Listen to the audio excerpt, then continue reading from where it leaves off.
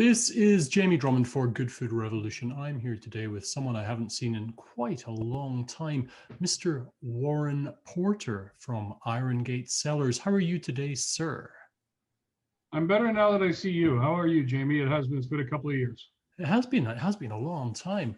Now, we are speaking today about a new kind of augmentation to Iron Gate Cellars, Iron Gate Auctions.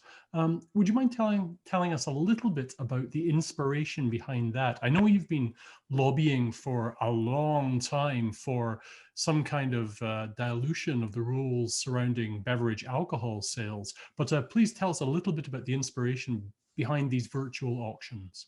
Sure. So thanks for having me, Jamie. We began working with the Toronto Symphony. That was probably our first auction over 10 years ago, I believe now. And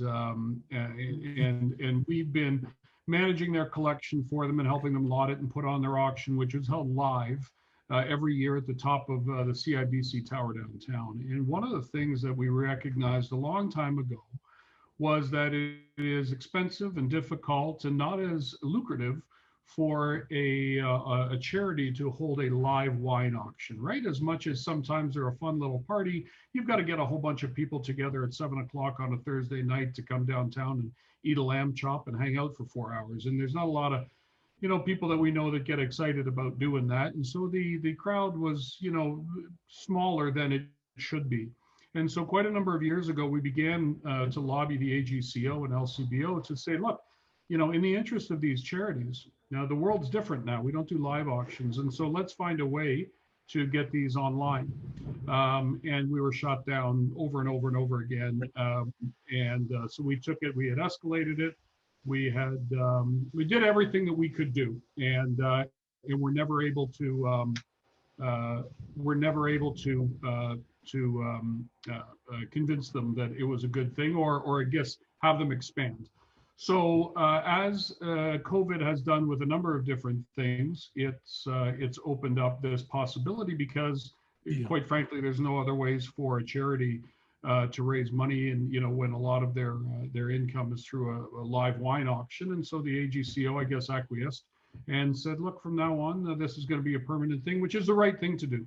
There should be nothing standing in their way of raising this money. And so we've been prepared and ready for this event. They made the decision. I think their press release is dated, or their website is October 16th. And we had a site ready to go. And I was about to ask, how much of the kind of back end, the tech end of stuff did you have ready to go before this was announced? So we are a retailer in the United States. We carry a U.S. liquor license, and we acquire or have consigned collections out of Canada that we process here and take to the United States to sell in the absence of a liquor license in Canada. So that engine is a very powerful e-commerce engine that we were able just to strap an auction module on. It's not simple, it's not free or cheap, but it was a lot quicker because we already had the underlying foundational platform there. And so that helped a lot. So what would you say the main advantages were of virtual auctions? So the first thing is communication, obviously, to a much wider audience, right? Yep. Because I don't know if have you ever done a phone bid at an auction? No, I have not, no. It's a horrible experience. I've tried them and they're really, really tough. So the first thing is communication out to a wider audience across the country, or quite frankly, even into the United States. Of course, it's now virtual, doesn't matter where you are. You don't have to be there on Thursday from 7 to 11 p.m. at this particular location. It takes place, in this case, from November the 17th to November the 24th. And you can bid as many times as you want. You get notifications if you've been outbid. And so the first major one is communication to a broader audience. The second one is cost.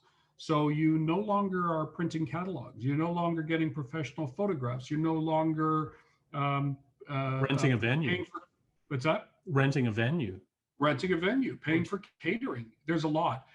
The other one, though, that I think, so there's two other things that are particularly important with a virtual auction. And the one thing that I argued many years ago was when charities call me and say, can we put on an auction? My typical response is probably not, because you can solicit to your base for the donation of wine that you can subsequently auction off, but then you better make sure that you have enough butts and seats to purchase them, or they're just not going to go high enough. So my recommendation is always hold your event, hold your gala, and have some wine at a silent auction in the back room, because it's really hard to pull off a live event. Right. Um, so this would allow them the ability to do that, because you could have 10 cases, quite frankly, and we could auction them off. Heck, we could put two charities together inside of the same auction if we chose to. But then that leads to the other thing. The Toronto Symphony, using them again as an example, have been collecting wine for a year, and have, in this case, almost $1 million worth of wine. Well, all year they wait for an entire year to realize the liquidation of that asset. So could they not hold them quarterly and have their funds come in, rather than save it all for one particular Of course. Yeah. I never thought of night that. of the Yes. year? Yeah. So those are the biggest things. Now look, we store wine for the Toronto Symphony, so it doesn't matter that much to us whether they're storing it or turning it. But the reality is they'll get access to funds quicker. So on every level, it just makes nothing but sense. I think because of the pandemic, I've been reading that many charities are unable to conduct these fundraising events, live auctions being one of those things. So this is definitely a route to market, a workaround the current restrictions for sure. Yeah, it is. And it's not I mean, we're doing it's the catalyst was because of COVID, but the reality is this should have been in place a long time ago. The world is used to our online auctions.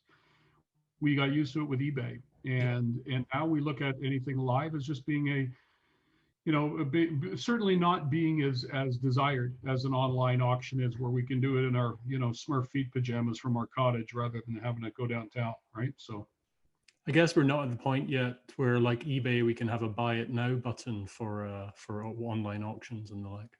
give me a bit. Okay, okay. So if people wanted to find out a little bit more about upcoming auctions, or if they had an interest in running an online auction themselves through your platform, where would they be going? Well, the best place to go is if they go to irongateauctions.com. At the moment, that site is set up where you can put in your name, email, and contact information. And when we have information about any auction that we're holding coming up, they'll get notification for those. They can always email me at warren@irongatewine.com. So we will advise them when those come up. And on Friday of this week at irongateauctions.com, you will see all 500 lots, including photographs and I mean everything to the auction. It just won't be live and biddable, if that's a word, until November the 17th.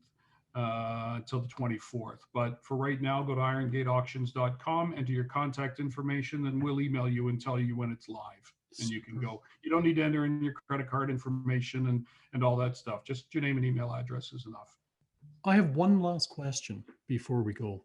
And wine auctions aside, how has your business changed since the beginning of the pandemic?